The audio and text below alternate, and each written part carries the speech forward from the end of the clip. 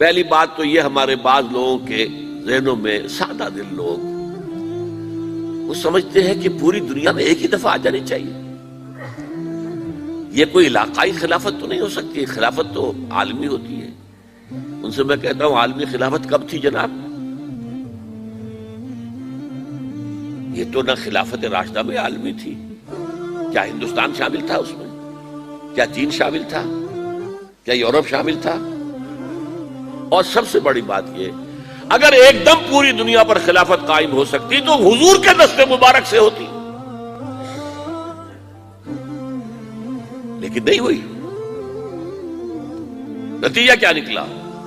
ایک ملک میں حضور نے قائم کر دی، جزیرہ نما عرب.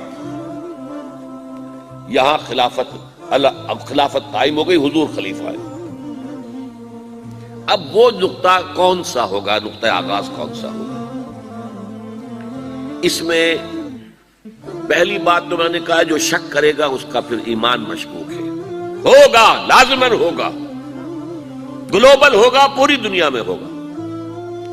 کہاں سے شروع ہوگا اس میں آپ اختلاف کر سکتے ہیں، لیکن مجھے تو دو حدیثیں تو ملی ہیں جن سے یہ اندازہ ہوتا ہے کہ یہ اس مشرقی خطے سے ہوگا، عرب کے مشرق کی جانب کسی ملک سے ہوگا، کسی خطے سے ہوگا. وہ حدیثیں بھی اب آپ پڑھ لیجیے پہلے. پھر میں کہہ رہا ہوں یہ خزانہ ہے جو ہم نے آپ کی خدمت میں پیش کیا ہے. کاش کہ آپ اس کی قدر کر سکیں. یہ حدیثیں آپ کو ازبر ہو جائیں، یاد ہو جائیں، لوح قلب پر نقش ہو جائے. ہندوستان اور خراسان یعنی موجودہ افغانستان کا ذکر.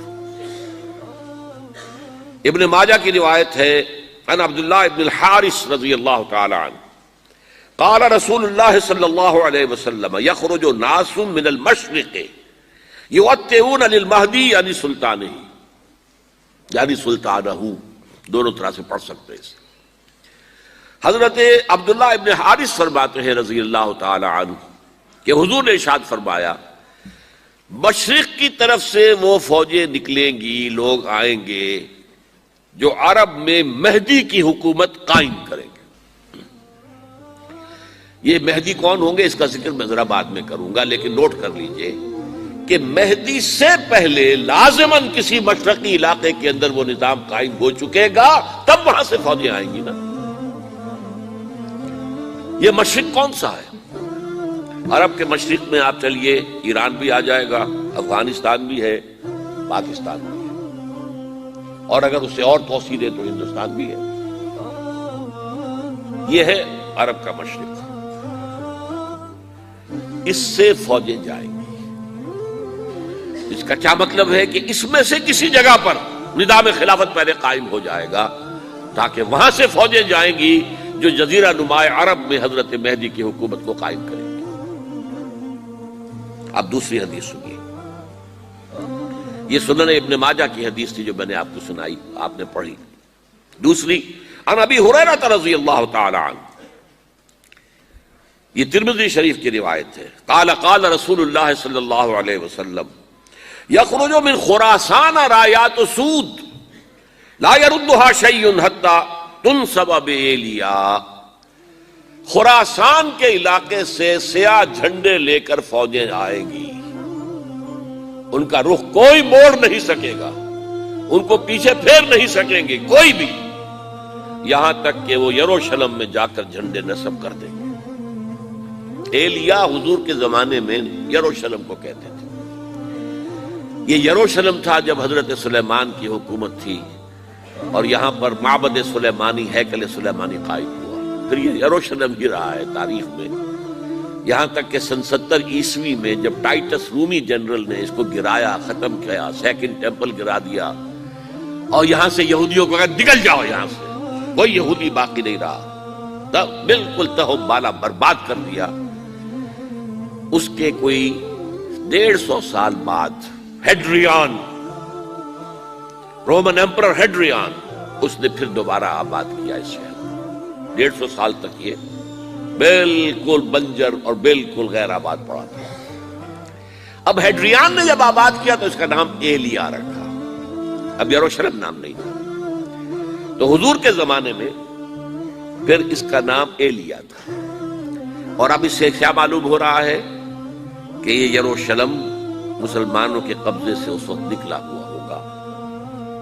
ایک دفعہ پہلے نکلا تھا، سن 1099 عیسوی میں مسلمانوں کے ہاتھ سے نکلا. کروسیڈرز، عیسائیوں نے آ کر اس کو قبضے میں کیا، لاکھوں مسلمانوں کو مارا، قتل کیا.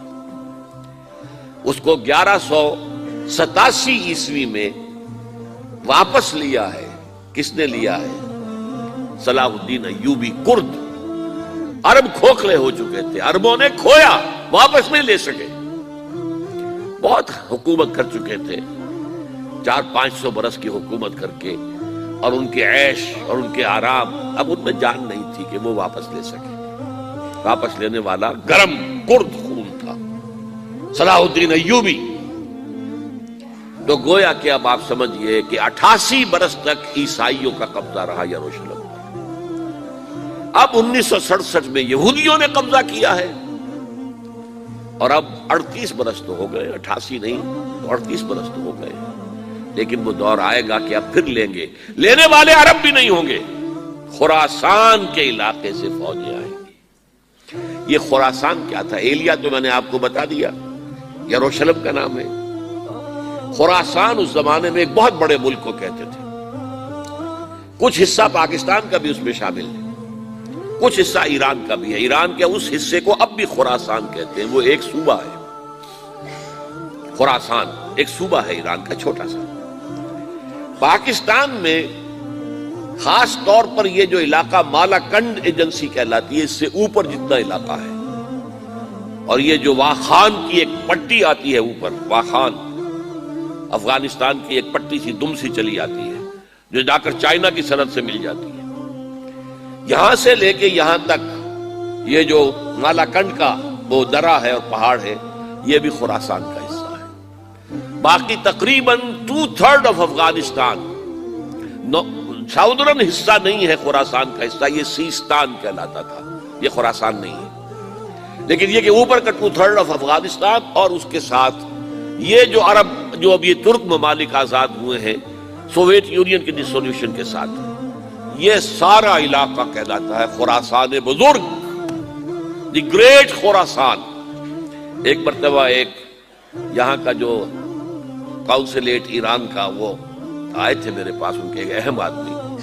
ان سے میں نے پوچھا خراسان، تو پہلے تو ان کا خراسان ہمارا ایک صوبہ ہے. میں نے کہا نہیں مجھے خراسان. او خراسان بزرگ، وہ جو آپ دی گریٹر خراسان کی بات کر رہے ہیں، وہ یہ تھا. پھر میں نے اور ذریعوں سے بھی تحقیق کی. پہلے خیال تھا کہ پورا افغانستان اس میں شامل ہے، لیکن اب معلوم ہوا کہ نہیں. یہ جو جنوبی حصہ ہے یہ سیستان کہلاتا تھا.